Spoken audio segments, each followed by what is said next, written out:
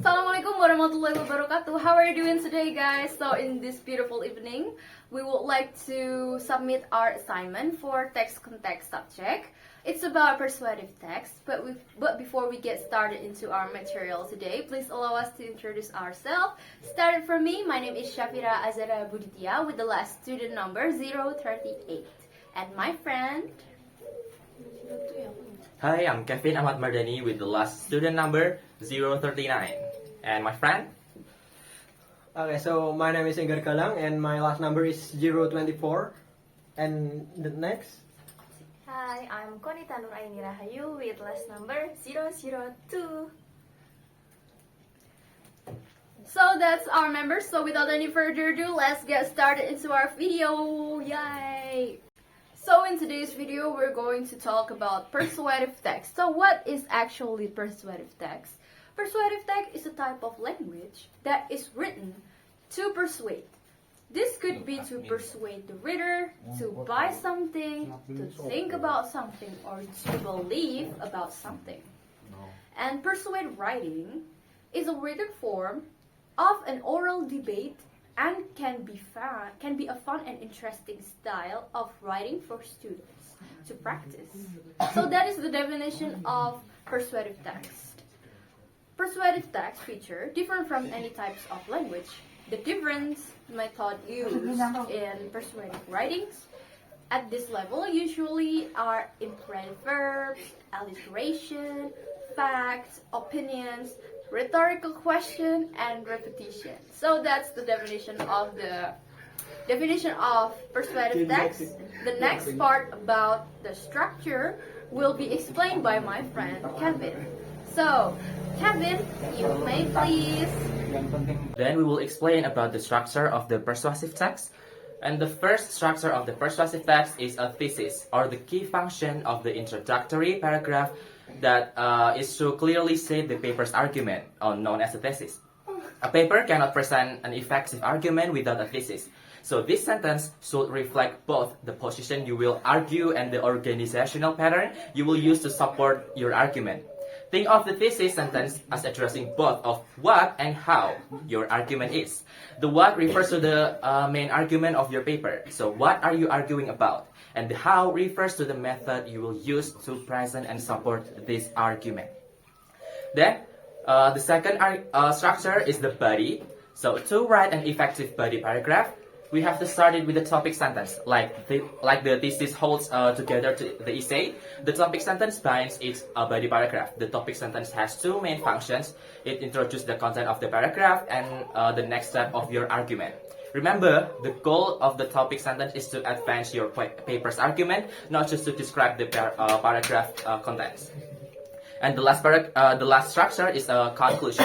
So the conclusion ties together the papers and argument and shows the direction your argument has taken. And effective conclusions gives readers reason to value your paper. One of its important function is to provide a new linguist. So that's all of the structures included in the persuasive text. Then we will explain about the characteristic of persuasive text. So for the next part, I will tell you about the characteristic of an effective persuasive letter. A good persuasive letter should include most of the following characteristics. The first one is addresses the appropriate audience or reader, one with the authority to take the action the writer's desire. The second one is engage the reader in the first paragraph. The third one is expresses the situation clearly and succinctly. And the fourth one is indicates a thorough knowledge of the situation and evidence of deliberation, careful and thorough consideration. And the fifth one is acknowledge and addresses the reader's anticipated point of view.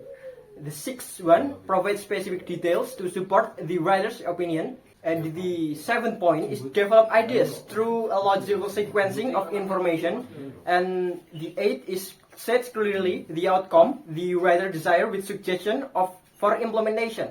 The ninth one leaves the reader with a vision of why the action desired would be beneficial. And the 10th one follow business or friendly letter format, depending on the audience. I think that is all that for characteristic. The next one will be explained by Qonita. The next one is language features of persuasive text. The first one is repeated words. Repeated words and repetition are used in persuasive writing to help target and emphasize your point. Repetition works similarly to list of three by continually repeating the same idea or phrase. It draws attention to that particular phrase and emphasizes its importance. The next one is alliteration. Alliteration occurs when two or more words that start with the same sounds are used repeatedly in a phrase or a sentence. The repeated sounds creates the alliteration, not the same letter. Persuasive writing is a great opportunity to practice alliteration, as this language feature gives students writing a rhythm and musicality that is memorable to the writer. And then we have emotive language. Emotive language are words that are deliberately designed to make a reader have strong feelings. This can be positive or negative. Okay, the next one is rhetorical question. Rhetorical questions are used to make a point rather than to find an answer. They can also be used to start a discussion when the question is too difficult to answer simply. This language features is often used in persuasive text to discuss well-known facts as they lead the reader to come to the same conclusion as the reader. And then is humor.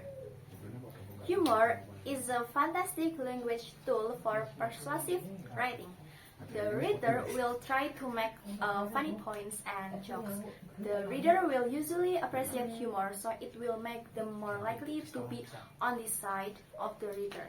Using humor in a text will also make your students' writing more memorable for the reader. The last one is personal pronouns. This is where the reader will use pronouns such as I, we, or you to talk directly to the reader. By using the pronoun you and directly addressing the reader, the writer can appeal directly to every individual reading the text. These language features of persuasive writing encourage the reader to relate to the subject as it is written directly for and to the man. And then the next part is about the element of the persuasive text. So basically there are 7 elements of persuasive text. Those are introduction that clearly states the text's claim, and then the logical reasons and relevant evidence as a support, followed by words and phrases that clarify the relationship among the claims, reason, and evidence, and then followed by using emotional appeals appropriately and sparingly, and then discussion of counter arguments, and then formal style and reasonable tone, followed by the last step is about the strong conclusion.